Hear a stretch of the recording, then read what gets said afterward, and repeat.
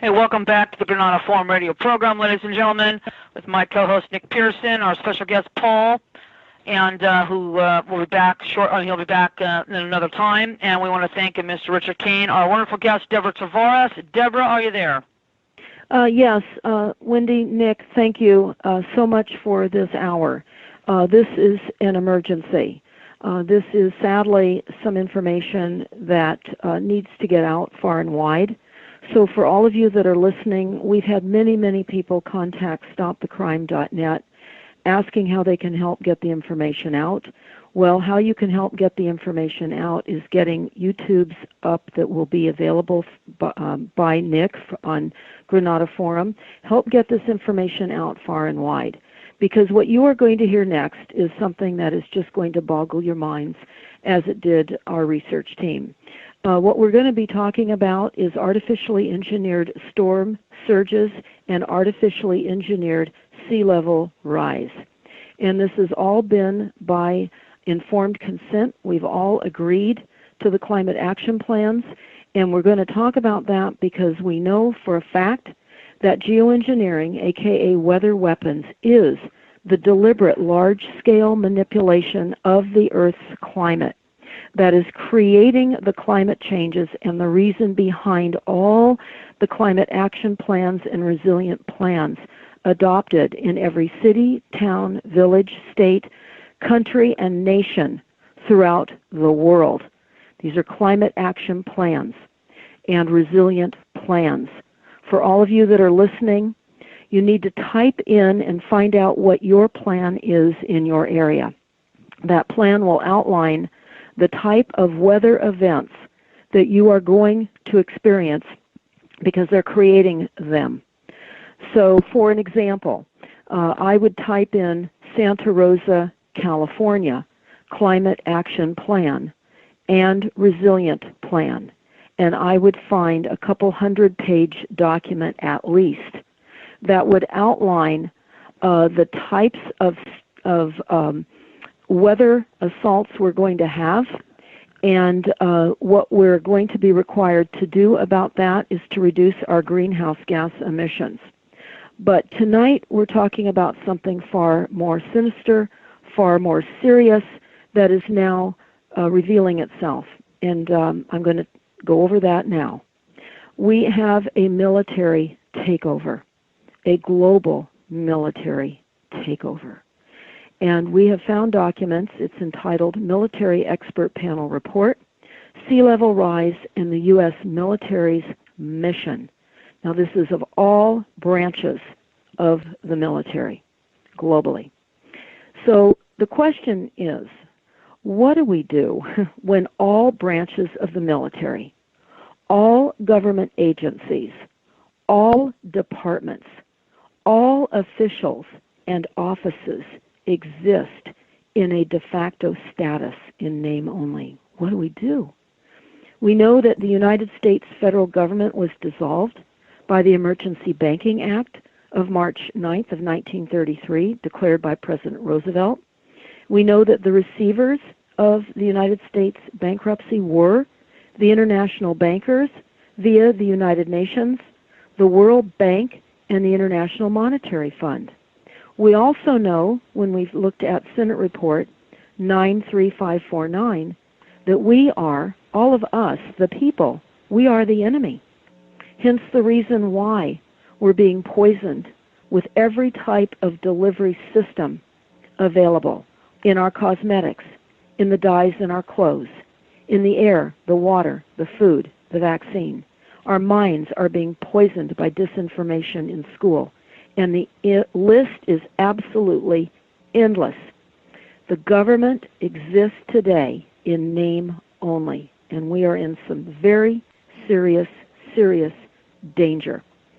I'm going to read a quote, and this is a declaration of war upon us in a bill that we received from Rothschild. Now, I say Rothschild when I receive my electric bills, because Rothschild controls and runs the electric companies throughout the United States. And this came in a bill out of Southern California Edison, aka Edison International. And we have the bill posted on stopthecrime.net under Hot Topics. I would refer everyone to it. It is a declaration of war.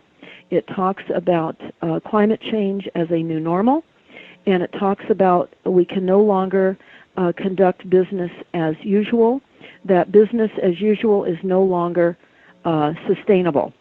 And here is a quote from the bill, and this is actually from the Edison CEO, Pedro Pabrazio. The current structure, he says, the current structure is unsustainable, and new approaches are needed to mitigate climate risks. He tells us that fire season is all year round and is our new normal. He also said there must be a sharing of the increasing risk of climate change impacts across all of society. A sharing of climate change impacts across society. So let's talk about sea level rise, and let's talk about storm surge and how this is all being manipulated. And we're going to go over that. We need to understand that sea level rise is being created artificially. And we're going to read how we've discovered this to you, where we found this, and what you need to know about this fact of our reality. This is not part of the military document that you're going to hear me refer to in a minute, but this came out of the NASA war plan that is on stopthecrime.net from page 59. And while the NASA war plan was presented as a PowerPoint a few months before 9/11, we've spent many hours with many whistleblowers on going through this plan. And I'm going to read to you right now what has happened and what they're doing and what they're using. It's called the Blast Wave Accelerator. And again, it is discussed in the NASA war document on Stop the Crime. And it is likely one of the aspects that's being deployed to increase the new modeling for higher sea levels, the creation of higher waves, and the daily increased heavier lapping of the waves against all of the coastal seashores that cause increased erosion and is the deliberate large-scale manipulation of the Earth's coastal sea shores. The Blast Wave Accelerator is an older technology, but it's part of causing the coastal seashore erosion called sea level rise. We're going to talk about the newer technology in a moment, but I'm going to discuss in detail how the Blast Wave Accelerator came about. Again, you can find it on page 59 of the NASA War Plan and on stopthecrime.net. They tell us on page 59 that the Blast Wave Accelerator is global precision strike on the cheap, no barrel, excellent stealth, no plume, being worked at Aberdeen and the NASA MSFC for lofting of fuel and nanosats. And here's what the Blast Wave Accelerator was created to do. In 1944, the U.S. military worked with the New Zealand government and developed a devastating Tsunami-Bomb to send, and I find this interesting, to send a 33-foot wave crashing into Japan's coast, designed to destroy coastal cities of Japan, a top-secret tsunami bomb from World War II. This was the planned backup weapon if Fat Boy and Little Boy, the code names for the two atomic bombs dropped on Japan in World War II, had failed to detonate. So had those bombs failed to detonate, they were going to use this blast wave accelerator. The code name is Project SEAL, SEAL. You can look it up. Codename Project SEAL is a weapon of mass destruction, and it relied on a series of 10 large offshore blasts and were tested off the coast of New Caledonia at the time and Auckland, now being worked on as the blast wave accelerator. So what you're going to hear me say next is as diabolical as what you're going to hear me say. The military in all branches has signed on to the mission of fighting against climate change, which is a fraud. They are in the process, as we speak, of relocating all low-lying military operations worldwide to higher ground, because they know that sea level rise and the other aspects of the erosion on the coastlines is being deliberately waged upon us. This is war. This is absolutely war. Now, if you go to stopthecrime.net and you go to email blast out, you're going to read some of what you're going to hear me say, and you're going to be able to link up to the document that I'm going to be going over for the remainder of this broadcast. And this is a request to get this information out far and wide. What we need to understand is how all of this has happened, and much of it has happened by policies that have been conceived through consensus, and insidiously implemented without the public's knowledge and informed consent based upon bogus consensus science. Now, why am I talking about consensus?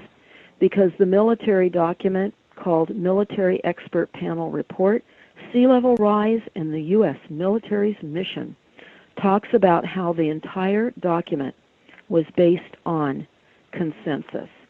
So what is consensus? Well, the definition of consensus depends on participants having shared values and goals, and on having a broad agreement on specific issues and overall direction. Consensus implies that everyone accepts and supports the decision and understands the reasons for making those decisions. And you're going to hear often about advisory meetings. These are all consensus-based. They're facilitated by trained and manipulated trained leaders that create the illusion that your ideas are being crafted into policies for your community, and they are not. Many of you have heard through the years the discussion about the Delphi technique, which is a format of manipulation and control and promotes the consensus plot. What is this? It's tightly monitored control of citizens in attendance in the manipulation necessary to create the illusion that we, the people, are creating these policies. Again, we are not. Now, I've covered many times about the climate action plans and the resilient plans. Again, I can't underscore enough for all of you to listen to some of the YouTubes. Type in Deborah Tavares, Climate Action Plans. Again, go to stopthecrime.net to our Climate Action Plan page. But more importantly, look at your climate action plan in your community, because they've adopted it. And I'm going to read to you, and basically you need to understand that the climate action plans are designed to reduce your greenhouse gas emissions. They want our greenhouse gas emissions ultimately to decline to near zero or below zero. There is no life with those requirements of reduction of greenhouse gas emissions. This is a genocide program. So I'm going to read to you what I found out of a Russian document about climate action out of Russia. And this is very, very interesting, because I've got to ask this question: what do we do when the military has adopted climate action plans and resilient plans that are crafted by Rothschild and Rockefeller and the international bankers? Again, the United States was turned over to the international bankers. So what do we do as we start to morph into a reality where people will no longer be able to survive, and when our very military is coming after us as well and part of this plot? So let's talk about what Russia has said about climate. And here are some of the facts that they discuss. Trading carbon quotas is a pure, unadulterated myth, like trading air. Creating false emission quotas would provide a revenue source for all government budgets. I want to read that again.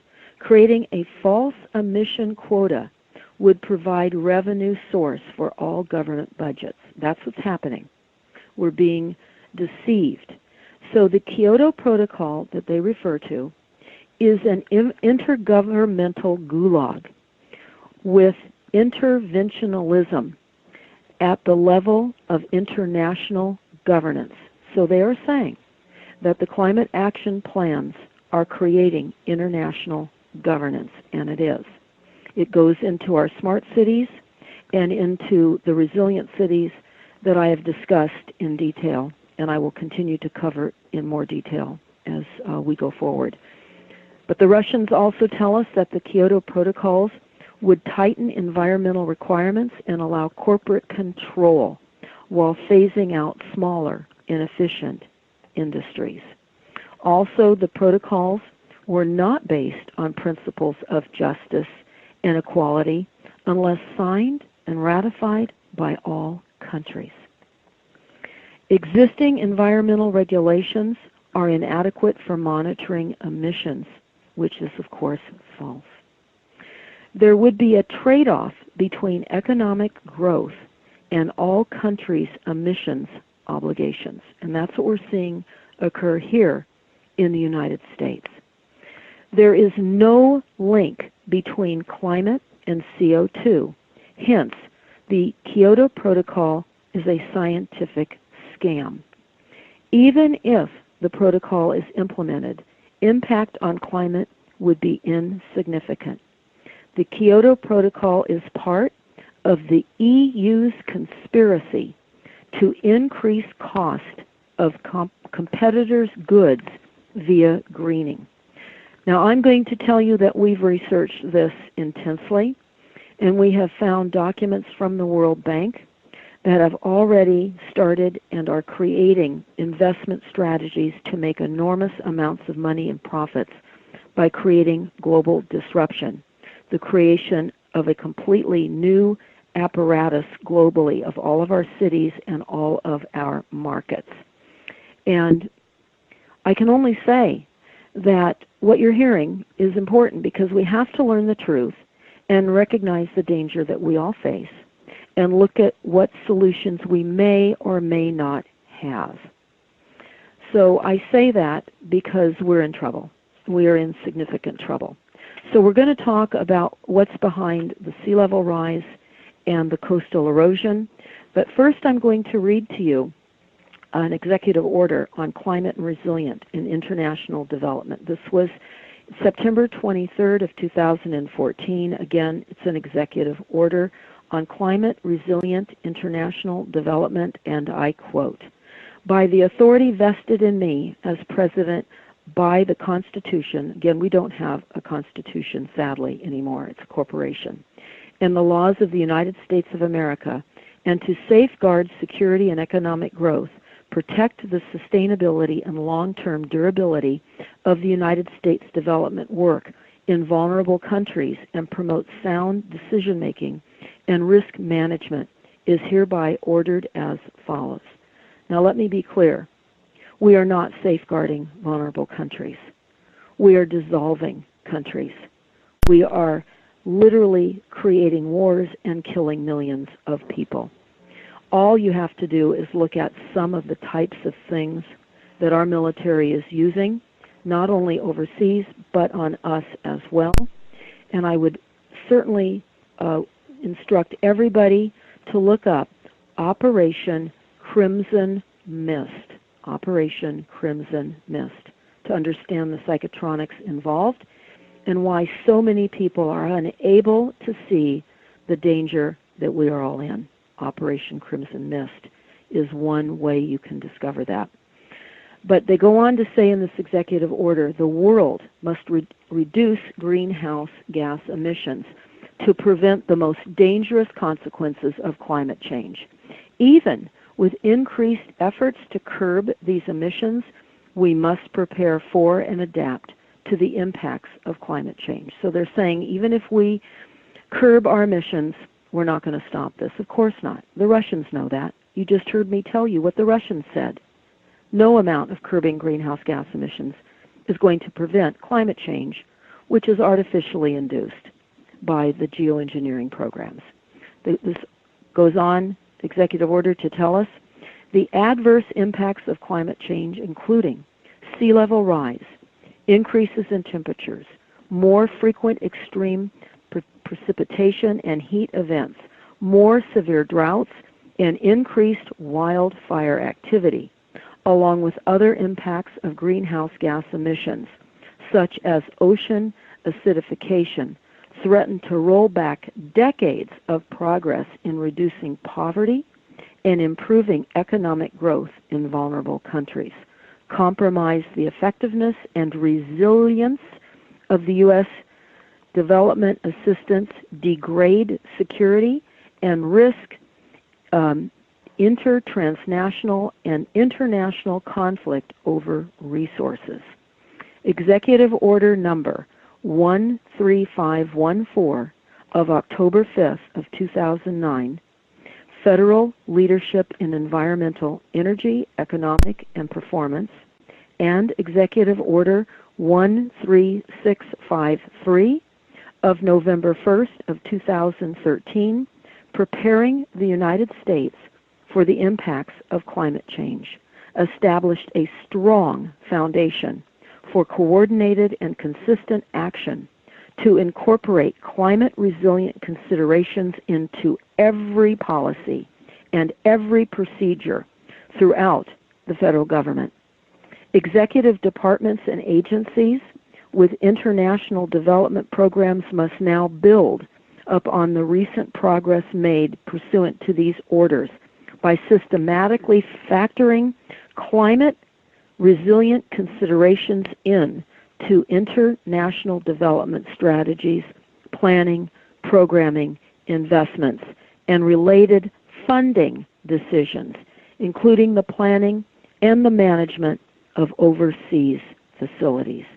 This order requires the integration of climate-resilient considerations into all United States international development work to the extent permitted by law. Dedicated U.S. climate change adaptation funds are critical to managing the risks posed by climate change impacts in vulnerable countries, and coping with the magnitude of the consequences of accelerating climate change also requires enhanced efforts across the federal government's broader international development work. Consideration of current and future climate change impacts will improve the resilience of the federal government's broader international development plans, projects, investments, overseas facilities, related funding decisions. The United States will also promote a similar approach among relevant multilateral entities in which it participates. So I'm not going to continue to read this all, but I'm going to conclude with this little paragraph. The international climate resilient actions required by this order complement efforts by the federal government to reduce greenhouse gas emissions at home and globally. The more greenhouse gas emissions are reduced, the less need there will be to adapt to the impacts of changing climate. So let's talk about what they're not talking about, and let's explain this. It's important to understand, again, this is a massive artificially engineered plan of storm surges and sea level rise. It is literally a full-out assault on all coastal perimeters worldwide. So let's get into the American Bar Association, who's also backing climate change.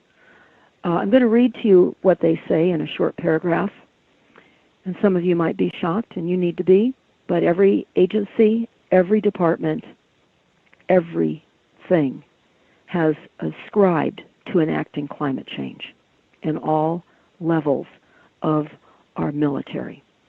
So this is entitled The Law of Adaptation to Climate Change, U.S. and International Aspects. And this is the American Bar Association, a comprehensive resource of laws aimed at increasing resilience and reducing vulnerabilities to climate change. This state-of-the-art compendium, which is a brief summary of a larger work, examines how laws are being modified, finessed, or imagined to deal with the impacts of climate change. I'm going to repeat part of that. Laws are being modified, finessed, and they're being imagined. This is what the bar is saying to all of us. They are imagining all of this. And it is a diabolical hoax, a global hoax. So let's move on. Let's talk about the advanced technology of creating blast wave accelerators and tsunamis and storm surge and sea level rise. And then we're going to go into how this has already affected coastal communities around the coast globally. Recently, as recent as February 3rd of 2018, we learned that there was a Russian super nuclear robotic submarine that could trigger a mega tsunami to wipe out Florida and the east coast of the U.S. We found out that the Russian super nuclear device could cause a mega tsunami, which would be able to kill 100 million people in coastal areas like Florida and the eastern seaboard. We also were told back in March of 2017, reports from Russia indicate a new drone submarine would be aimed with 100 megaton nuke warhead. Now this is very similar but far advanced over the blast wave accelerator that we talked about that was invented and conceived in World War II. So now we've got this Russian super robotic submarine that can trigger a mega tsunami. So let's talk about that a little bit further. They go on to say that the Russians would be able to achieve extensive radioactive contamination. The weapon could, which is using a so-called cobalt bomb, a nuclear weapon designed to produce enhanced amounts of radioactive fallout compared to the regular atomic warhead. And they go on to tell us that the retired Air Force General Robert Keeler, former commander of the U.S. Strategic Command, has said the development of the underwater nuclear strike vehicle is one element of a troubling Russian strategic nuclear buildup. Now remember, the U.S. was going to use this back in World War II to wipe out the shoreline of Japan. So the Russians certainly are working together, it would seem, with all the powers that are controlling this planet. They go on to tell us that Russian calls the system Ocean Multipurpose System Status 6, and it can capture and it's capable of traveling underwater to distances of 6,200 miles, and it can submerge to depths of 3,280 feet and travel at speeds up to 56 knots. Even the Pentagon has confirmed that the new Russian nuclear delivery drone is real. The undersea drone, which carries an enormous nuclear warhead to destroy coastal cities and military bases, was tested last month. I'm not going to continue with this article, but all you have to do is type in Russian super nuclear robotic submarine would trigger a mega tsunami to wipe out Florida, and you will find this information. So now let's talk about what we know and what's been happening here along the California coastline and what's been happening around other coastlines throughout the world. Recently we discovered in Del Mar, Southern California, which is an extremely expensive, popular beach resort, that inside their city plans, their building codes, they are writing in an unpopular strategy due to sea level rise, and it's called planned retreat.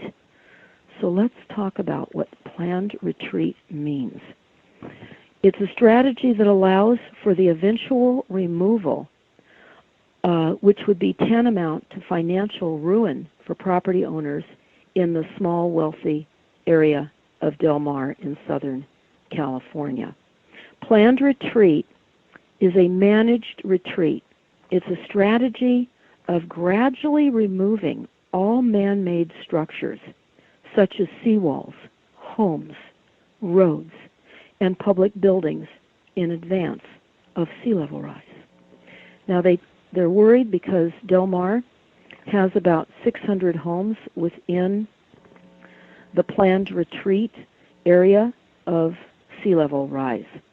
So let's talk about something more diabolical that's happening along the coastlines and the other agencies that are involved besides the military. And we're going to talk about the military in a minute.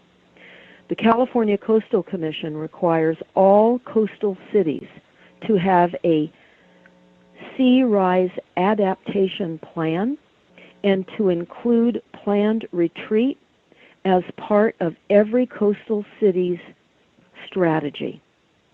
Failure to comply with this will result in the Coastal Commission refusing to certify cities' plans. And in this instance, they can rob the cities of local authority. Cities will not be able to get permits approved for developments such as seawalls, homes, businesses, roads, and other structures if they are within the Coastal Commission required approval zone. And the Coastal Commission would assume absolute authority of the city. Absolute authority. They go on to say that that they are anticipating sea level rise due to climate change, and it's been acknowledged by scientists. And they go on to say they know that predicting the amount of sea level rise is difficult, but they say we may see a 5-foot rise in sea level earlier than we previously thought. They go on to tell us the California Ocean Protection Council adopted statewide guidance in March, this would be March of 2017, that recommends planning for a 7.1-foot sea level rise for Del Mar. And they go on to say that the seas could rise as much as 10 feet. And Del Mar residents are saying no form of a planned retreat is practical for them because of the large number of homes involved, the extremely high property values. These homes start in the millions. They go up to 20 million and plus. And they say that there's a lack of space at higher elevations to move the entire small city too. A lack of space at higher elevations to move Del Mar in Southern California to higher ground. They go on to say, the city says global warming is real and sea level rise is a fact. The city's Sustainability Advisory Board and a professor at Scripps Research Institute sent a letter to the City Council and said that it's becoming increasingly difficult, expansive, and less productive as sea level rises. I hope that the Council will include managed retreat in the adaptation plan. They go on to say that Del Mar is working on its coastal resiliency sea level rise adaptation plan, and that they have a sea level rise technical advisory committee. So what I'm going to suggest is that every single one of you that is listening, find out if you're in the coastal range area at all, if you've got a sea level rise technical advisory committee. Again, this is all operated on consensus, all the Delphi technique, spearheaded by trained facilitators that have already created all of these plans. So they go on to say in this document that given the uncertainties of climate science and the efficiency of adaptation strategies, planned retreat will remain a strategy. Uncertainties. Yet they're relocating and planning to relocate cities all over the world. Now let's talk about that. You can type in coastal city relocation sea level rise, and you will have a stream of cities that have already been relocated. And it is extremely unsettling, and it needs to be unsettling because that's what we face. So we discovered, too, that because of climate change, the U.S. is relocating an entire town, the Isle of Jean Charles in Louisiana. And this is just the beginning, they're saying, and this was revealed in June of 2017. And here's what they continue to say, and this is the verbiage that I'm finding in the relocation of many villages and cities all around the coastal perimeters, for example, in Africa as well. But they talk about the lapping at the edges of their front yards and on the shorelines, the lapping. Okay? There's now just a little strip of land left. This is in Louisiana. That's all we have. There's water all around us. One of just 100 people who lives in this island. Now they're literally assaulting the smaller villages and smaller areas right now.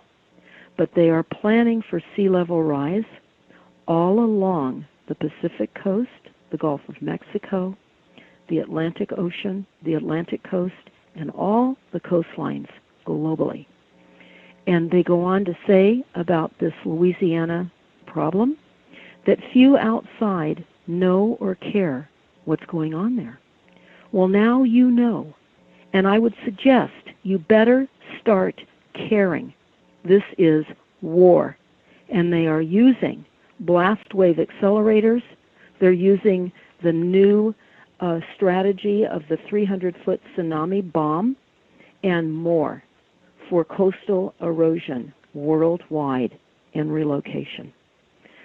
So they talk about the National Disaster Resilience Foundation and how the federal government aimed to help communities and states recover from previous disasters and reduce future risks. So they're relocating small villages to reduce future risks. They go on to say on the other side of the U.S., a small village of approximately 300 people on the western edge of Alaska faces similar troubles, sea level rise. And you can type this in for yourselves. I hope you are, and I hope that you are as stunned with this reality of the artificially created sea level rise and storm surges. This is all being engineered just like our weather, just like our weather. And I know what you're hearing me say sounds outrageous. It absolutely is outrageous. Read the documents. I am sharing with you what the documents tell us, and now I'm going to talk to you about the warnings that we've had throughout the years. For those of you that knew Rosalind Peterson with Agriculture Defense Coalition, who ran a website certainly trying to warn everybody about the artificial created weaponized weather programs. For years, she was trying to make people aware what the U.S. Navy was doing along all the coastlines within the United States.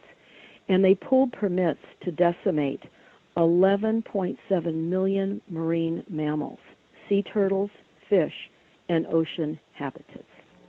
And she, was certainly trying to tell us what was going on and the extinction plan that has been ongoing around the perimeter of the country already with our military. So now let's take a look at some of the information in the military document. This is, again, a note from the military expert panel, and it says, as military professionals who have spent their entire adult lives serving the United States, we are concerned about the impact of sea level rise and what that is having and will have on the ability of our military infrastructure to sustain our nation's operating forces and fulfill strategic objectives. It is clear that we must do more to address these risks and do it soon. There is a growing number of studies exploring the actual and potential physical impacts of sea level rise on U.S. military installations. And these studies show that the risks are increasing at a faster rate than expected. Important questions remain only partially answered. One thing is clear. We cannot wait for perfect information. Are you listening to this?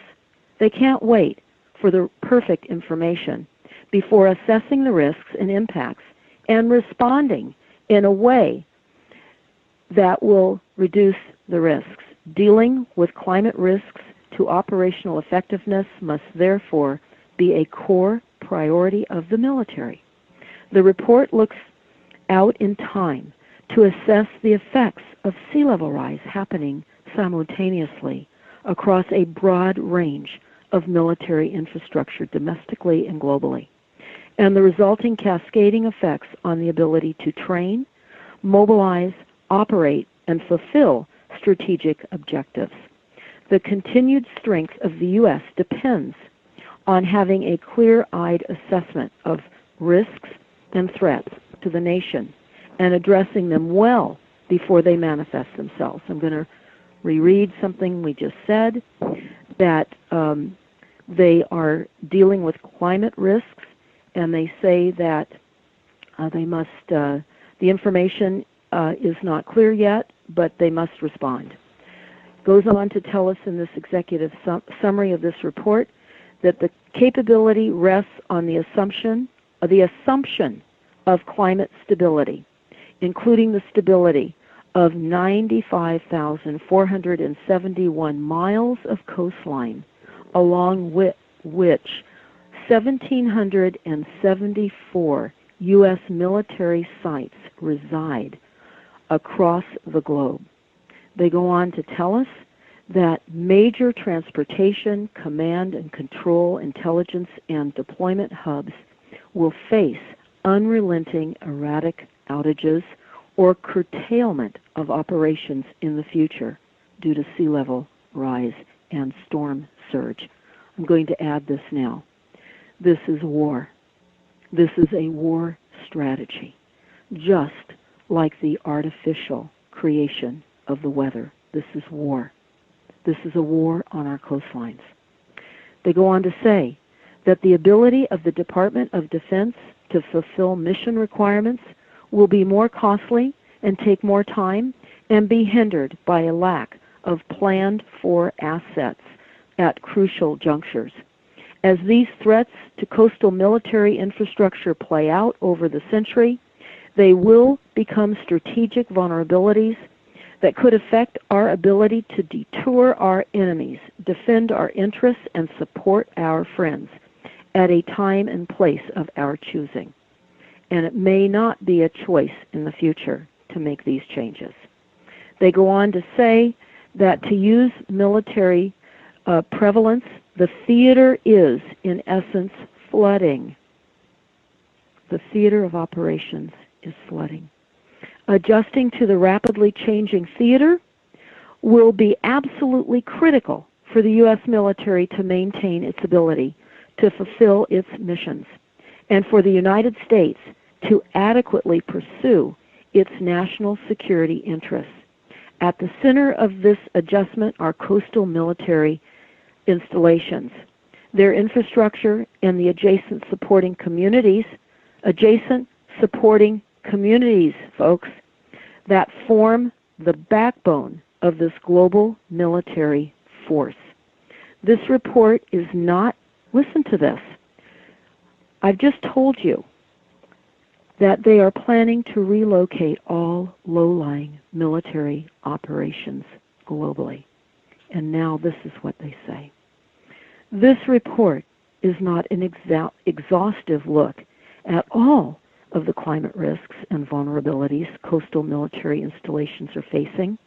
However, it synthesizes studies by the Department of Defense, Congress, and independent researchers, explores a range of case studies, analyzes what these findings mean for military readiness, operations, and strategies, and lays out areas that deserve more attention.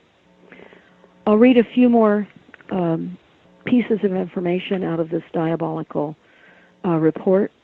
I hope all of you are clearly understanding that all branches, all departments, all agencies are fighting against climate change, which is consensus science, not based on facts.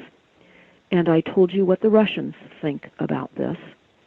And it goes on to say that the Department of Defense Directive on Climate Change Adaptation and Resilience in 2016 provides policy guidance and assigns responsibilities on managing the risks associated with climate change. The Department of Defense and the Adaptation Plan directs the Department of Defense components to assess the effects of climate change on the department's mission and to take into account those effects where developing plans and implementing them. They go on to say that the Department of Defense goes about its war mission, acquisition programs, readiness plans, and construction projects and securities based on climate change. I'll read some more. In April of 2016, the Department of Defense released a report entitled Regional Sea Level Scenarios for Coastal Risk Management, Managing the Uncertainty of Future Sea Level Change and Extreme Water Levels for Department of Defense coastal sites worldwide. Led by SERDP, S-E-R-D-P, the report was developed by experts from the U.S. Navy, the U.S. Army Corps of Engineers, NOAA, the United States Geological Survey, many universities and companies, and other public institutions. The report, one of the most expansive publicly released efforts to date, details the methodology used to develop a range of scenarios that could serve as a starting point for vulnerability assessment, as well as planning and decision-making for coastal risk management. The report accompanies a database of scenarios covering 1,774 Department of Defense sites around the world. It leaves decisions related to uncertainties for policymakers open. The report notes that a risk management framework leaves no room for inaction in the face of these changes. This report certainly should have everyone looking at the reality that we have now moved into. This is diabolical, and I hope that all of you share this coastal global attack that I am discussing with you now, far and wide. I'm going to continue. Marine Corps Base in North Carolina and the Marine Corps Recruit Depot on Paris Island, South Carolina, are illustrative cases. Both serve as key training facilities for the Marines, as well as other members of the armed forces. Under plausible high-risk scenarios, low-lying areas of these facilities could be underwater around a third of the year, which could have implications for amphibious assault training and other essential training functions at these installations. Short-term alteration or cancellation of training activities due to flooding or erosion can have broader repercussions for monthly or yearly training schedules, as these changes may necessitate costly modifications to training facilities or changes in support of personnel scheduling. The risks of sea level rise posed to military installations can also impact the ability to effectively carry out operations, such as meeting the demand for search and rescue and humanitarian assistance, disaster response, or countering narcotics trafficking. For example, under plausible highest case sea level rise scenarios, half of the land area of the U.S. Coast Guard Station Sandy Hook in New Jersey would be flooded by extreme tides, they say by 2070. Well, they're giving us that date so that it feels like it's a long ways out, but they are absolutely controlling the effects now.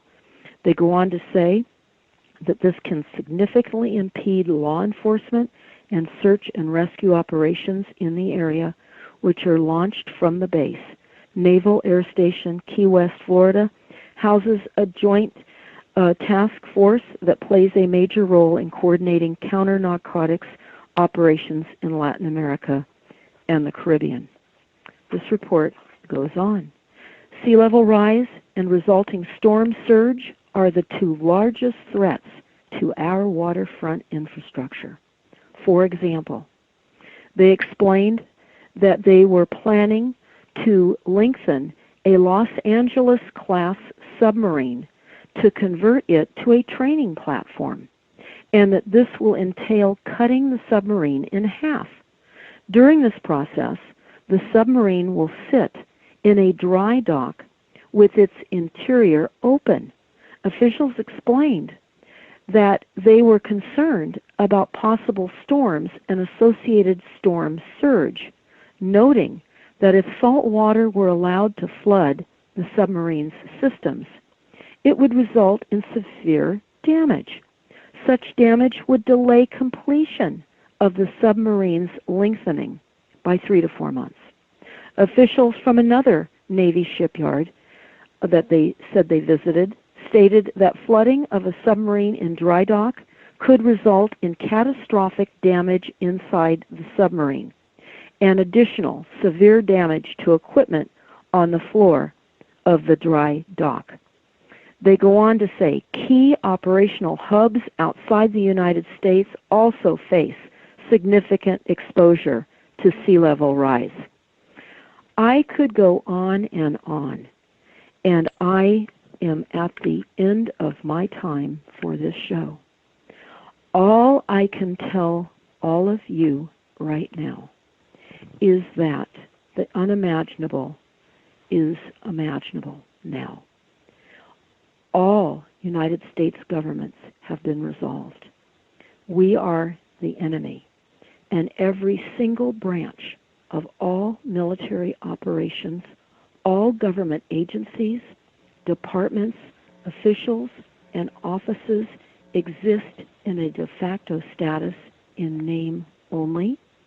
And remember, geoengineering, which are weather weapons, is a deliberate, large-scale manipulation of the Earth's climate that is creating the climate change.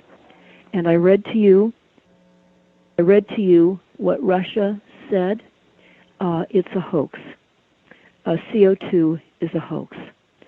So I would ask all of you to go to stopthecrime.net, go to the home page, click on email blastouts, to get to the document link that you've heard me go through, and the description and discussion of the blast wave accelerator as it was discovered in the NASA War Plan on stopthecrime.net. And you will also be able to read the facts that the Russians are saying, that trading carbon quotas is a pure, unadulterated myth, like training air. And they go on again to tell us there is no link between climate and CO2, and that the Kyoto Protocol is part of the EU's conspiracy to increase cost of competitors' goods via greening. We are in a global transition, an absolute global transition of such magnitude and displacement of populations everywhere. Another reason that we are being desired off the coastlines is because of the cooking of humanity, the interview I did, and sadly, you didn't hear the rest of the story. But type in the cooking of humanity and take a look at that map that I am holding. You need to understand that the primary source of negative oxygen ion generation is the seashore. The waves of the salty surf crash onto the coastline rocks and generate massive negative ion. And it supplies the nations with good vibrations. And we are far less capable of being chemically depressed and mind controlled. This is why they want us off the coastlines also. All right, Deb, thanks for coming on. We'll have you back on again here in a couple of weeks. And thanks, everybody, for listening to the show. And we'll see you next week. Thank you so much, Deborah. It was great. Absolutely barn burner. Fantastic. Thank you.